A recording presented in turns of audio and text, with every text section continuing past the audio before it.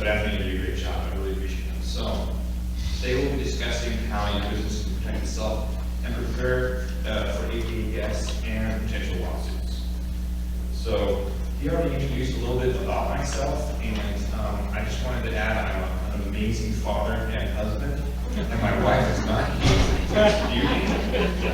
So it stands, right? So, but I did want to let you know, in all of my years of experience when I worked at that billion-dollar company in marketing, a lot of times what that meant is I sat hours in the legal office because I'm in marketing. So I always want to say amazing things, and legal's been legal, and they always want to not tell me to say the amazing things. So, and then I worked that whole spectrum, and I've been on the more smaller business side where, you know, you as an individual business owner, you have to be the lawyer department yourself and read the legal and make sure that you understand that.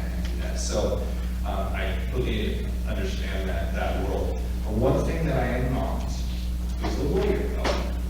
And so I just want to make it be clear that I'm going to go over ADA compliance today, but I'm not offering you legal advice, just as an individual business, just like me, just like you. We all have to make those individual decisions, and at the end of the day, really what lawyers help you do is assess that risk and make those decisions, right? Even they, as lawyers, oftentimes don't want to make decisions. What's your risk level? You know what I mean? So just wanted to say that I'm not offering you legal advice. Also, I told you I was an amazing father and dad. This is my family. I just love showing them off. My daughter Ava Lee and my son Nathan, who went to Agatha early last year, and we had a great time.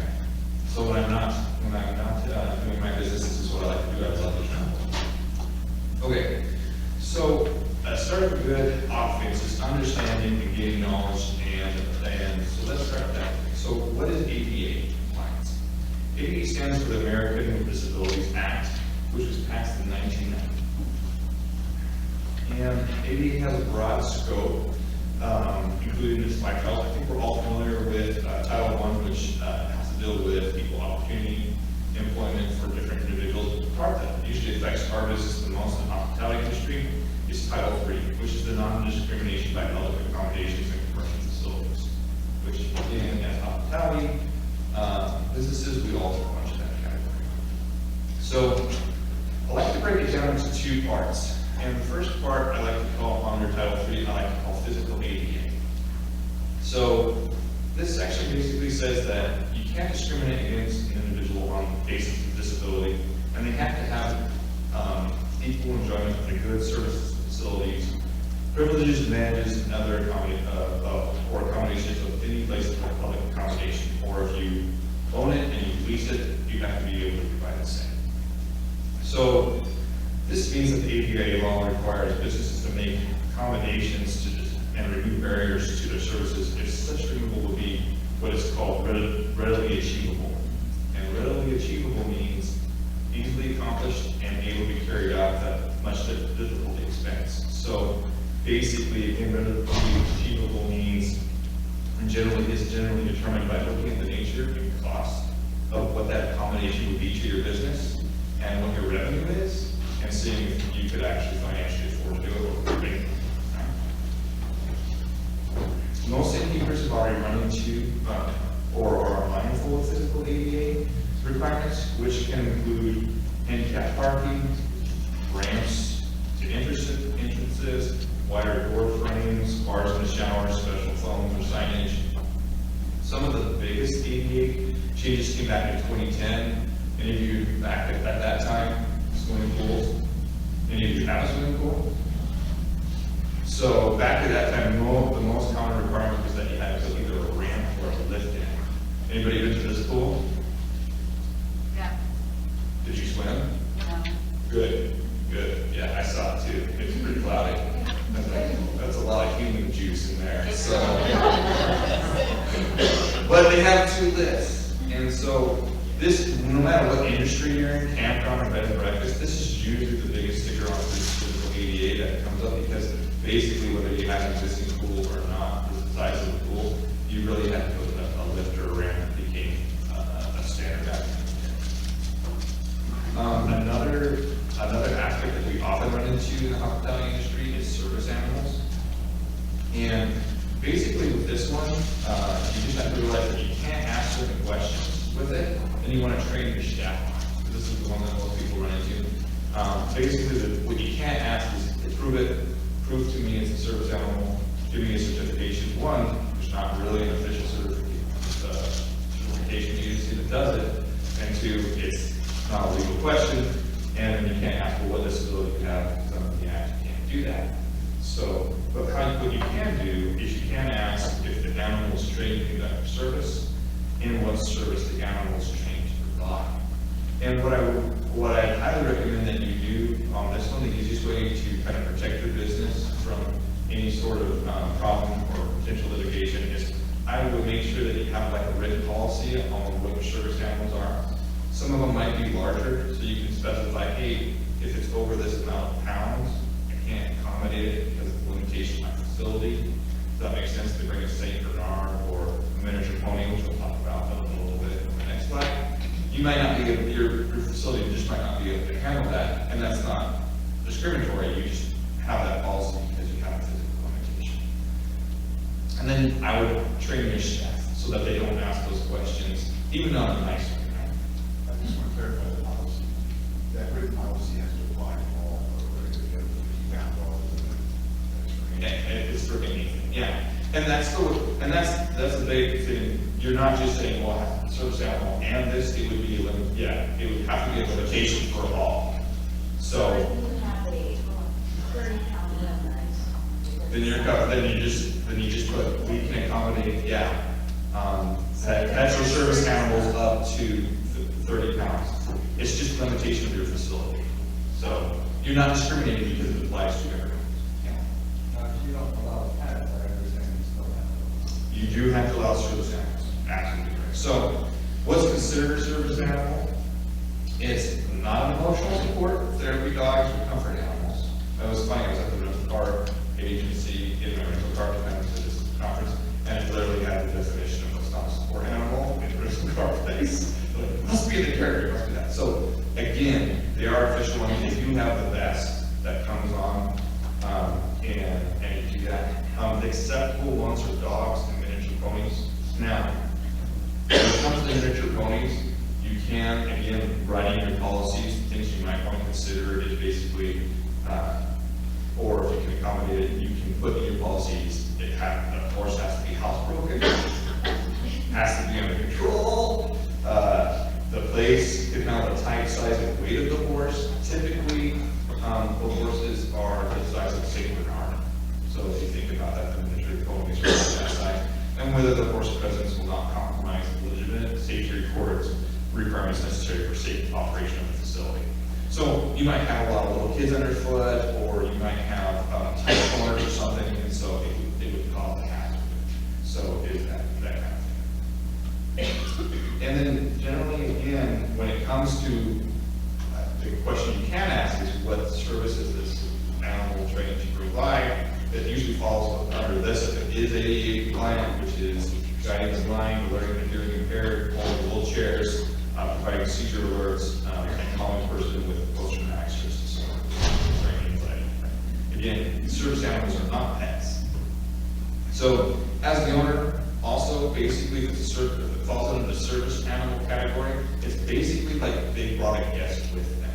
So when it comes to the, Sorry, so we have had a few episodes where people come and say, well, this is my service dog, and this is my service dog in training. So, did you ask them what service they were training to perform? What was the question? Oh, I'll repeat the question. She said, so I've had people bring in a service dog and a service dog in training is what they claim. And I said, well, did you ask them what it was to perform? Here's the deal. If they now claim that, it falls under this. They're liable for all the damages that it's treated as if it was, for lack of a better term, a party animal, right? Literally party animal if it gets out of control. Basically, if the animal's out of control, it doesn't mean that they get to stay on premise. You can kick them out. That's fine. We have, there's I'm trying to think of the case number, but it says, if you represent your pet as a service animal, it's can. And then we were given like this card to say, it is illegal to represent your pet as a service animal, and then there's a sort of like, a police thing or whatever that you can report. Perfect. And so we have a pet policy, and when someone makes a reservation and they say, I've got a service animal, we send the pet policy, and then we have that as one of the top things in our pet policy. Because we've got 2 buildings, one is pet friendly, one isn't. And so we have this, it is a crime to represent this pet as a service animal, and report it to the authorities, and like as a number. And that scaled quite a few people that had emotional support. And they bring the best that they buy on Amazon saying this is a service animal. Perfect. No, I think that's great.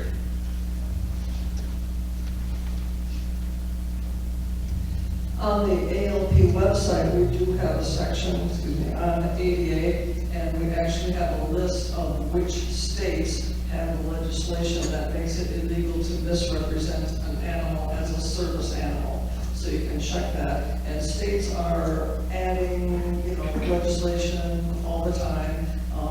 And it's because people, comfort animals, service animals, not just providing comfort.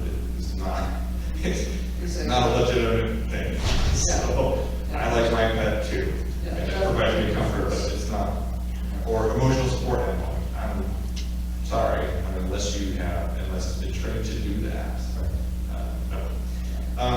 And then the other thing is, if the animal's not housebroken, that is violated as well. So again, the owner can be asked to leave or take the animal somewhere else. So basically, just think of it as another guest, and if it gets unruly, all the damages and everything else you can pursue and get that. Okay? Yeah. So I've got 2 questions. So one, are they allowed to leave the animal behind and leave it in the room and go out, right? So that's one of the... No, because the whole point is that there's Oh, service exactly. animal. Yeah. So can I put that in the policies, just say, as a support animal? It has to accompany them at all times. At all They times. leave it behind. And second question, just wondering if people have had situations, I'm sure they have, we have, where they'll just show up with the animal, and as opposed to letting you know that they have an animal, they booked the reservation. So is there any recourse to not allow somebody in if they didn't notify you? No, it is protected for his protected by law. Okay, I'll take 1 or 2 more. It's a hot Guys, topic. I know it's a hot topic. I do have 15 minutes of content, so. Just asking if you can charge for service animal. You cannot. You cannot. No. You cannot do that. So it's protected. And then last one. So we advertise no animals, which a lot of people want no animals because they are sensitive, they have allergies. My wife does. We love dogs, and I turned down a lot of business because of that policy.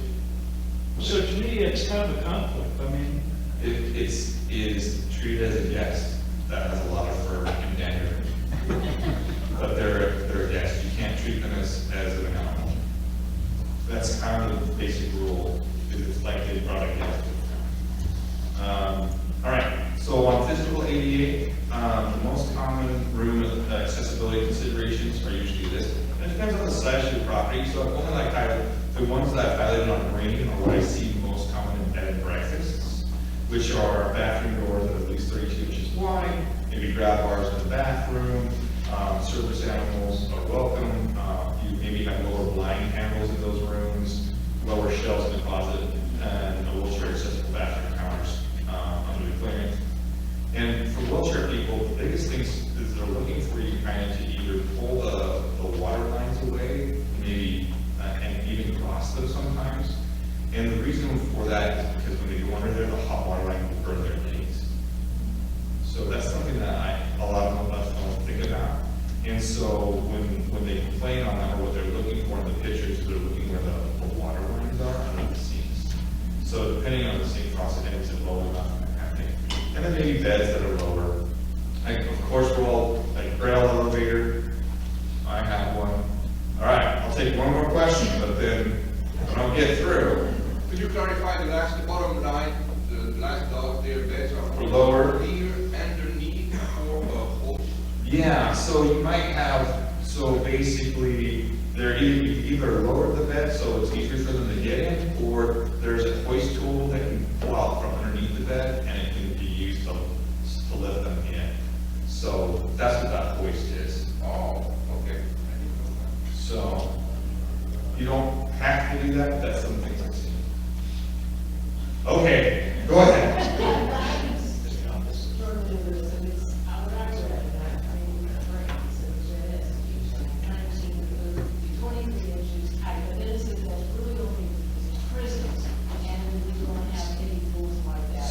So she says, I really struggle with this with rules, so I'm gonna address that, on the next slide right here. So a really great resource to so with physical ADA, the nice thing is that there are a lot of, unlike online ADA that I'm gonna talk about a little bit, it has clear and cut rules and guidelines that you can do. Now, there's a lot of specifications and special circumstances that it also accounts for. So one of the best tools that you can have is go to adachecklist.org, and you go there and you can, it's really walk by, it's a little checklist that will tell you what you want to do. Now, the thing that you want to consider is if you're renovating your property, a lot of times you want to make it fresh and new. If you do like a complete renovation, then you really want to look at this, and there's a tipping point, guys, where the renovation level that you're going to do might put you into having to go full bore ADA compliant. So you want to take a look at this checklist and go, okay, so I want to redo everything. Great, it's going to cost you an additional $50,000 because you have to do it for a lot of rooms now. Whereas depending on your size of property, you didn't have to do that. So this is a great tool that answers those questions, that do it. And honestly, at the end of the day, it's about if you clearly communicate what you have, that's what makes them have the decision. It's not about, oh, but I could accommodate this or not. It's just, this is what it is. And this is how I've tried to do it, and I've tried my best. That's more the rule than, okay, so I don't have the bed hoist underneath my bed. You know, that's okay, that's an expense. Hey, that's $5,000. That reasonable expense thing that I said earlier, that's not a reasonable expense for my business. I don't make that much. You know what I mean, for one room. And that brings me to a lot of the smaller properties. That's FOIL does the federal physical ADA compliance law apply to my business. Basically, if you're 5 rooms or less and you live on property, you are exempt. It doesn't apply. You don't have to do it. And that's why I mean on renovations, you're like, sweet, I'm gonna add another room, go up to 6. Congratulations. You just put yourself into compliance.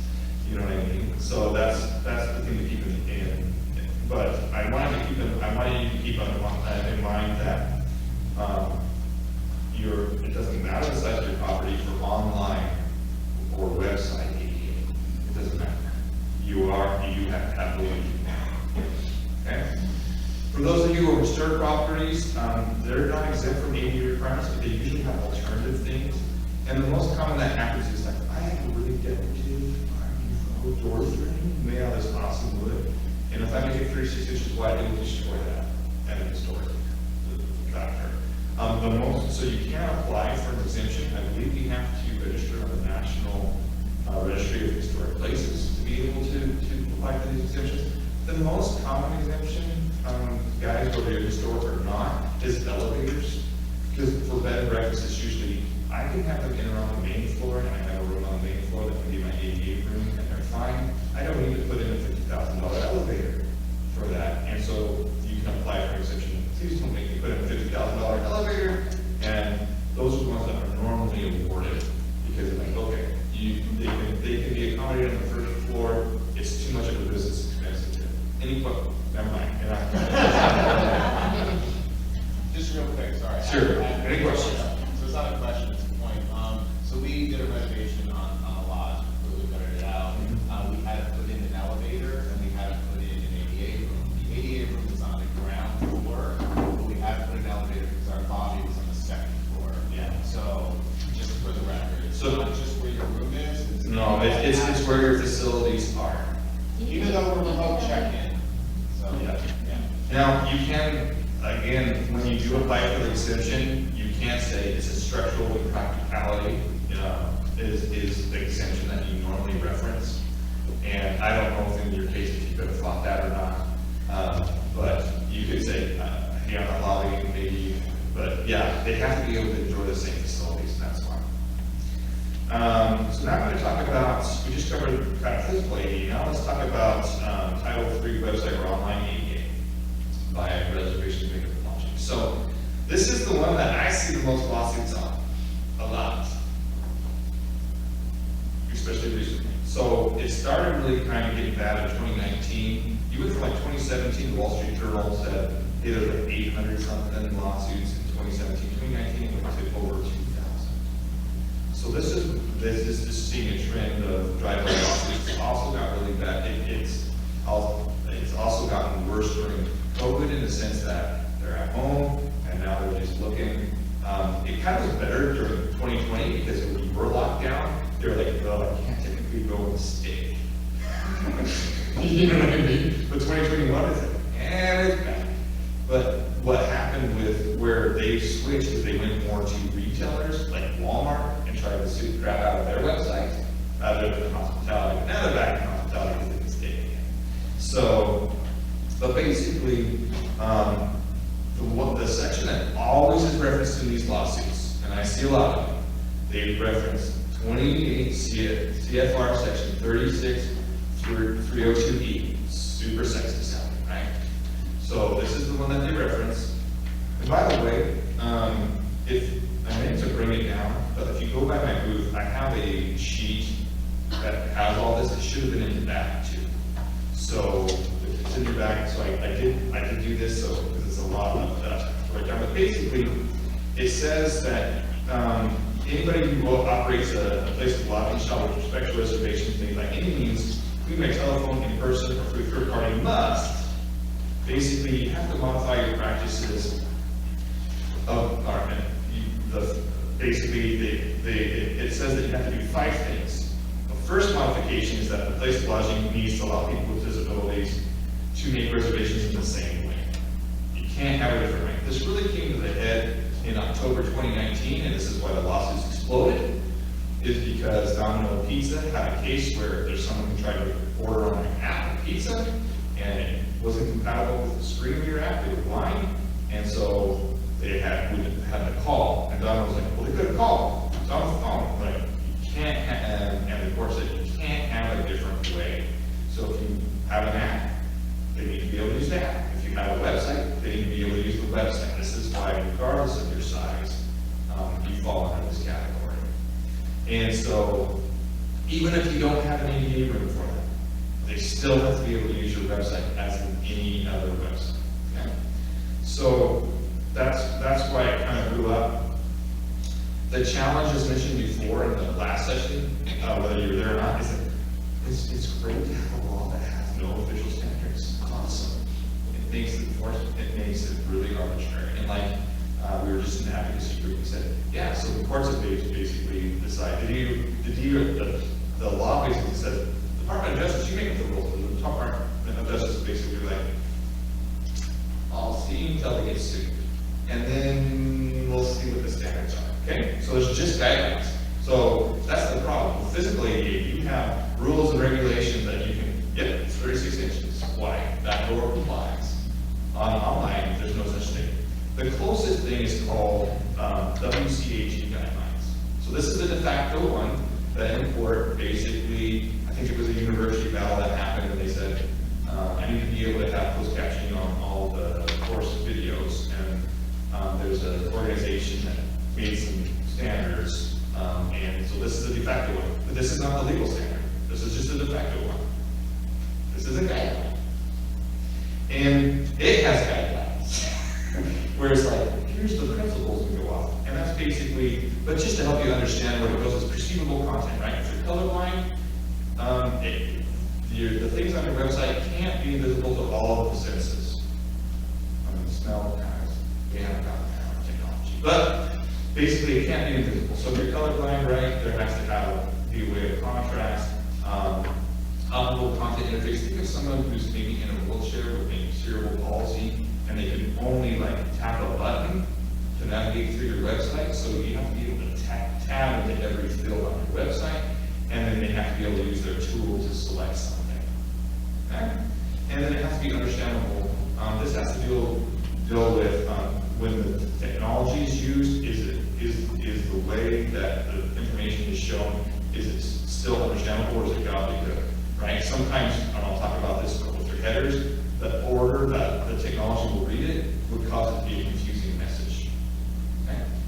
And then robust, it has to work with assistive technologies for this data. Okay? That's kind of what those are. So I'm going to start with, under WCAG guidelines, I'm going to start with the most common problems that you see on your website and the easiest ones to fix. The first one are alternative text images or alt text for your images. Many of you, how many are familiar with this? Yeah, a lot of you. So basically, I blew it up, but that image of that cabin, if you hold your mouse over it, it has that little tag that's on there. It's actually a good thing for Google too. It actually helps with SEO because it's describing your images to Google, because Google is not, you can't perceive what the image is.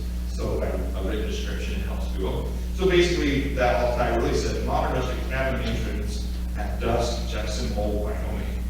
So again, you have those alt tags for the screen readers, for the blind, so it's describing what the pictures are as you go to your website. Another common error is to have an empty text field. This will lower your accessibility score because Google reads this as a blank space in the text screen readers. So again, we'll go there and we'll say blank space. Well, that just made your website less understandable and confusing, right? This usually isn't a problem with WordPress. However, the most common missing text issue that I see and to look out for is with title forms. So, for example, an AD reader might not be able to read the check-in text that's inside of that input field because the input field doesn't read. So you have to put check-in twice. So if you ever wonder why does it say check-in and then check-in? One is so that because the screen reader can't read. Does that make sense? Another common problem is color contrast. As you can see, this text is hard to read even for non-imperative readers, right? But keep in mind that the color contrast is probably the most definite one that's easy because it's just a mathematical ratio. It must have this level of contrast. Designers hate this. You will hate this because it means your website will get uglier. Now, it's also subjective. So some things that, like on this one, it comes up on this reader, it's saying that blue button over there, that check availability button, doesn't have enough contrast for people with visual disabilities, right? And so you're like, but it looks really good. On inspection, I'm going to let that go. So sometimes you can ignore it on visible inspection, and you can use a different tool that will auto change the contrast to do it. So some things you choose to fix, and some things you can use an assisted tool to fix, so you don't have to edit your website. I know at Resumex, this website is actually, I hate the color contrast rule. And I'm like, I know, just do it. We'll make it work. So, like I said before, there's no official tool or standard, but the simplest way to test your score is by using Google's Chrome's Lighthouse tool. And because it's Google's tool, in my opinion, it's the one that gives you the most universal coverage of legal battle, because again, there's no official standard. I'm going to use the biggest companies. Okay? Anybody familiar with Lighthouse tool? Hey, show you how to get it. That assistance, these for residents. So, all right. So what you do, just going back a little bit, you right-click on your website, and it will pull up this little menu, and you click Inspect. And under that, I also have a video about this on resumex.com if you need it too. What will happen is it will bring up this sidebar, and then up where you see, up at the top right, it says Lighthouse with that blue line underneath it. It might be hidden under those two arrows called carrots. Sometimes it's hidden under there, but you go Lighthouse, and then you select accessibility, and you click Run. And basically, it will run it for your desktop version and your mobile version. You have to do it separate, but you can do that, right? Google considers anything above 90 a good score, right? It's not perfection, but keep in mind that, Google's covering itself too, that there's no official standard, so Google's like, these checks highlight opportunities to improve accessibility. Only a subset of accessibility issues can be automatically detected, so you should test this annually, right? So again, there's no standard. So people want a standard, and there's a lot of tools out there, and there's a lot of companies out there that say, yes, we have this tool, and you're compliant. I'm like, are you? Because compliant to what standard? They're just tools, guys. They're just to test that WCAG. So, and before I there, I wanted to address one other issue. Now, Google Lighthouse will show you this one as well, but I wanted to show it on the Wave tool. So there's wave.webaim.org is another tool, free tool that you can use to test different factors of contrast. It shows it in a little bit more visual way. But I want to talk about those H1 headers. So does anybody raise their hands of those who know what H1 headers are from Google? Okay, so 1, 2, couple. Okay, so basically on your website, Google, when it scrapes its website, you can determine, you're saying to Google, what's the most important information? And it calls it a header. And then you have body copy, right? So the headers are like the tags, the little snippet, what's the most important thing on it? It's usually a marketing piece or something like that. For example, on this website, it could be Aldrich Guest House, New England, Illinois, relax and wine. So you're saying, Google, this is my most important line of text on this page. So each page has one. Okay? And then you have what's called H2, H3, H4. Those are just different hierarchies. And really the most important one is what you want to focus on is H1, but you're basically determining the hierarchy of it. Now, the big things I talked about screen readers, so in this case you have the perfect escape is an H3, so it's less important. And come relax with us is an H1. So when the screen reader comes, it's going to read it this way. Come relax with us, the perfect escape. No biggie, right? Oh no, I can't understand it. But there's some combinations, and it's rare, but there's some combinations that are confusing.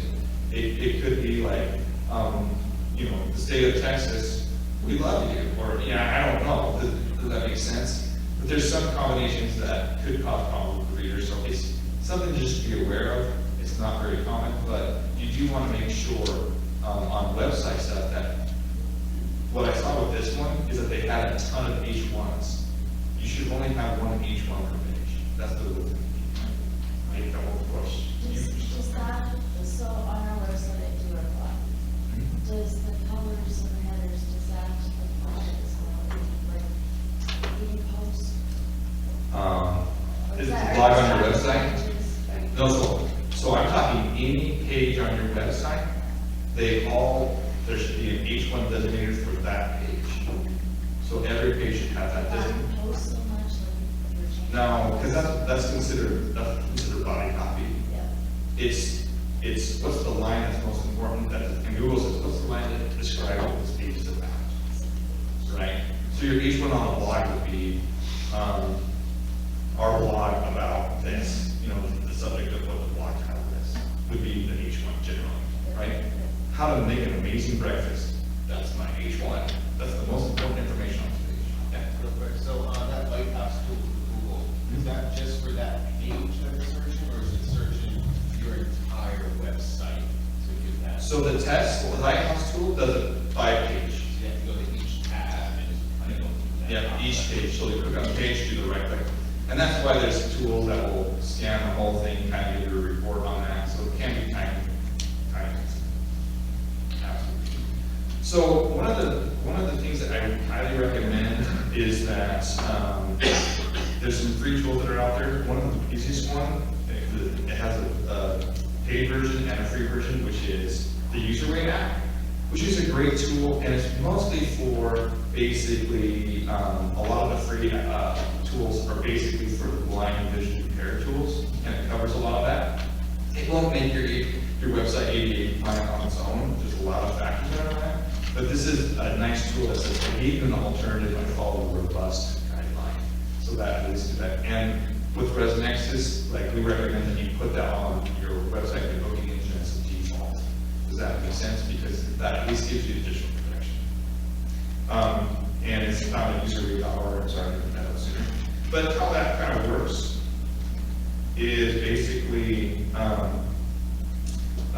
it's this little, it has a wheelchair icon, or it has a little guy icon. You click on it, pulls it up, they can click on different things, and you see that it changes your website without you having to do a lot of those changes. So if someone was dyslexic and had maybe a color contrast problem, you can see that. It makes your website nice and ugly for them to read it. Well, they don't care because they already have visual impairment problems, right? So, let's move on to the second modification, and that is basically, and this is the one that you get hit with lawsuits the most. This is where you get in trouble, guys.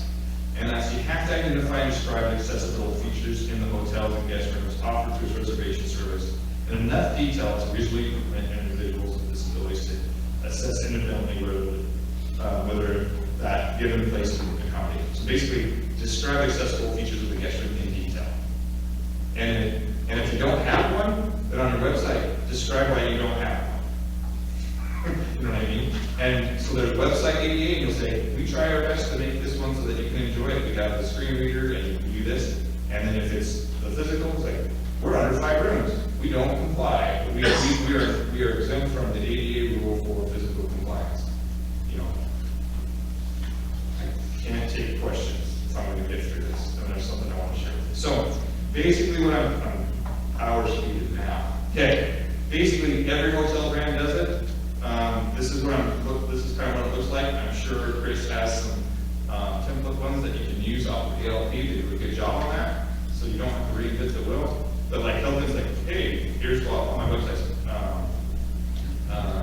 This one's really good. This is from a property. They have, hey, here's my accessible accommodations. They list the room name and how it's accessible, and then they have also about their website on there.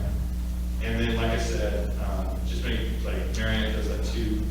Even if you don't have an ADA room, Marriott can just on their website says this is how you get it. Okay. Big hotel brands and Marriott also usually have on the individual room page on their website, they have it called out how they're accessible, what the features are. You also have that with the OTAs, like Expedia will show you that as well. Okay, and they let you list your features. At the end of the day, this is your property's responsibility to run because basically no one else knows your property. And so make sure you follow the industry standard, and I would have it in the name of the room or something else, put it on your website, have it on both.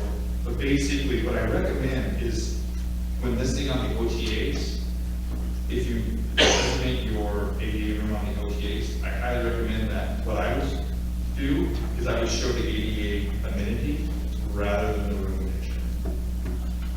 Because in the lawsuits right now, they're saying that they can't see it or it doesn't describe it. So with Expedia, it has a lot of bullet points that you can do, but you can't write what it is.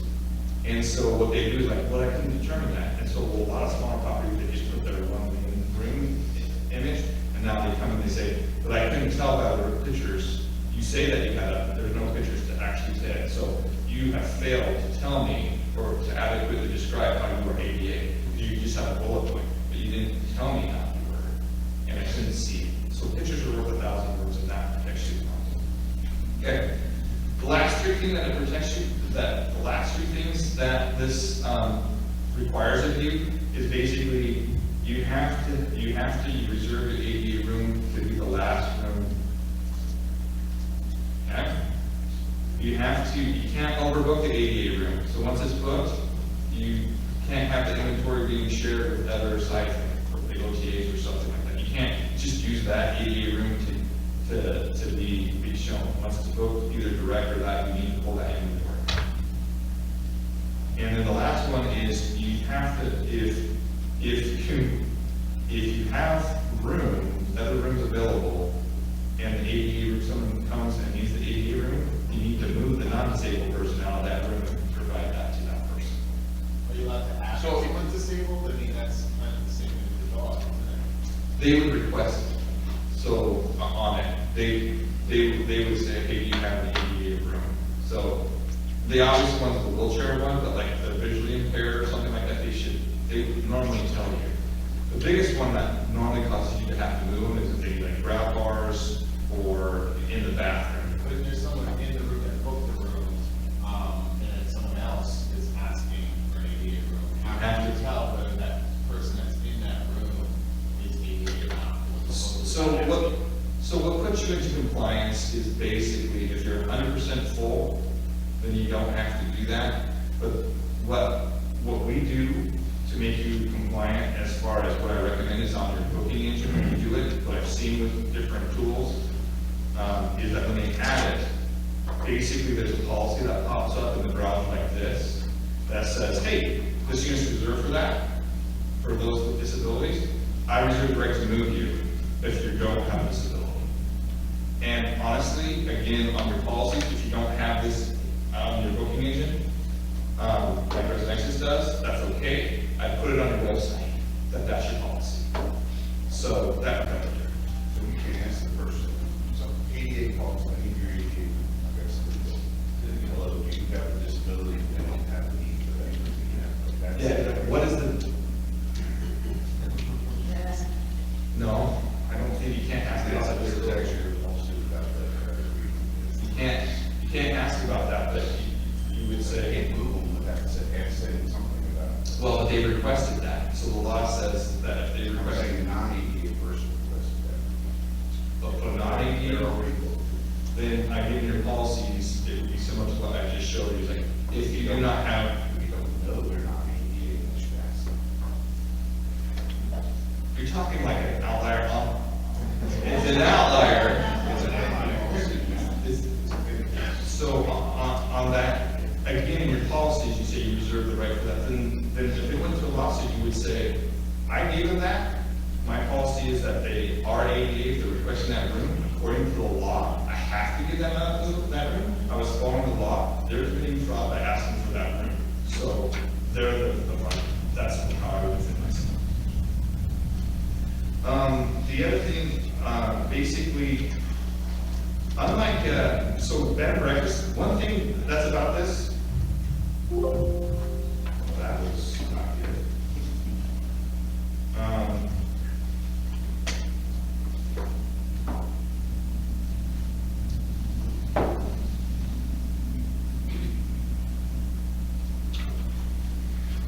Do these lawsuits win? Do they win with a settlement, throwaway money? Is that really what it is? Yeah. Yes, absolutely. Most settle before. Well, so, they don't win in the sense that they, when they go to court, they don't win. In fact, a lot of the things that you see, in the reason why it had pushback is that people have taken the time to fight it. I have a question. Yeah. What happens, if the disability person wants to bring the dog and then the owner is allergic to the dog? So what happens if the person brings the dog and the owner is allergic to the dog? That would fall under, it would disrupt operations. But you would have to say, maybe, you really can't just say, you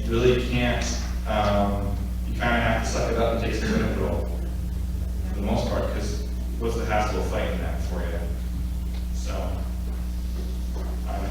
Guys, I have no time. Do you want me to continue? Do you want me to answer questions?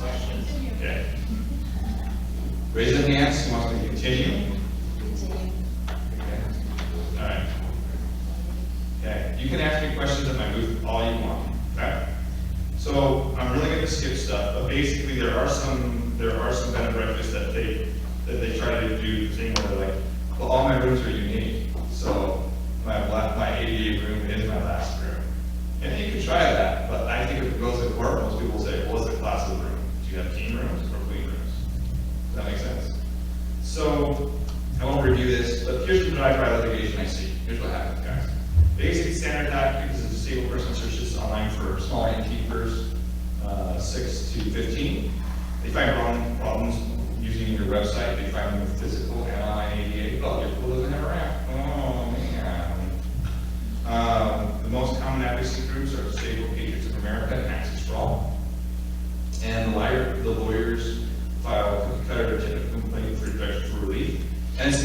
blatant, but they often claim that they represent everyone in this class of it.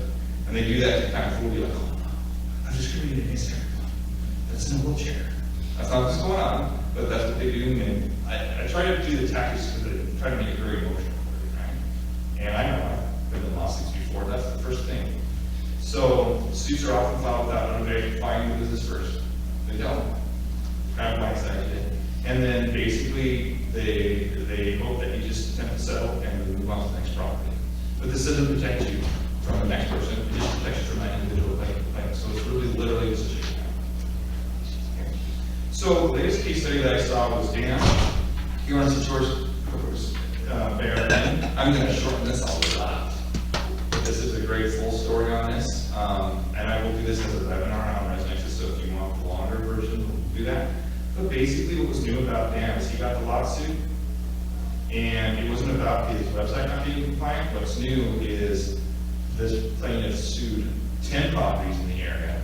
They said, I want to stay there, which is new, because other people have, like, there's been judges who are like, this is ridiculous, you didn't even attempt to stay. Well, let's get out of here. So if people have made a lot of progress, but they fight, okay? But what's new is they say, okay, you're compliant on your website and bookings, but on Expedia. And Dan already was fighting other lawsuits from a different one. And he said it was a year of lawsuits. And basically the shock of it, and on that, he was like, I said, Dan, did you tell him to prove it? They're like, nope. And I'm like, and so what happens is, the result is usually this, so Dan sold it basically a lawyer for $2,500. Expedia's going to tell you, and rightly so, we can't be in charge of your ADA settings if we don't know your property.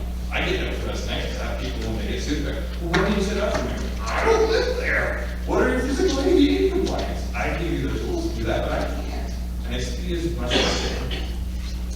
And then the defendants might not be able to recoup their legal. Basically, the lawyer said, hey, you might not be able to get your legal fees back because it's a Title III. Now, it's at the discretion of the judge. I looked it up legally. A lot of them are saying if it's frivolous, they'll give you your fees. But there is a provision in Title III that says that you can't sue for your fees. Legal counsel estimated that the fees could be 10 to 20 times the settlement. So basically, at $3,500, that'd be $35,000.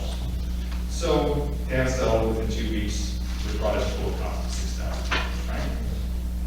This follows all the standard tactics I just told you about, and that's what they're banking on. And this is what you usually encounter. And I watch a lot of suits. I'm set 9 seasons in with my life right now. I've been watching it. You've never seen it on video, so it doesn't say that for every 2 seconds. But it's funny. What do they say? Settle. 9 seasons. I don't think I've ever seen them go to court. And then when you go to court, they settle. So that's what most people do. Everyone has to do the right thing for their business. But if you have the time and different to fight it, I'd recommend it. Those properties that are brave enough to do it have caused the judges to be like, this is ridiculous. And that's what's causing awareness. So what could be done? The first thing that I would say is you go to dockets@justia.com. This is how you tell if you're being sued. This is probably one of the best tools for you. You need to put in your LLC number, LLC name, which might be different than your property, right? You might have multiple properties under one LLC, so put it under the LLC. If Congress has noticed that problem, I've talked about the Online Accessibility Act. Basically, it adds provisions that would set a standard. It would not have the DOJ make the rules, it would have someone else make the rules. It would require individuals to notify you and give you time to fix it. It would require the Department of Justice to investigate it first before they file just a claim, anonymous, a blank claim. It would set capped amounts for settlement. So basically, $20,000 would be the maximum that you get fined for first-time payment, and $50 for the other. And this is where I cited the advocacy groups.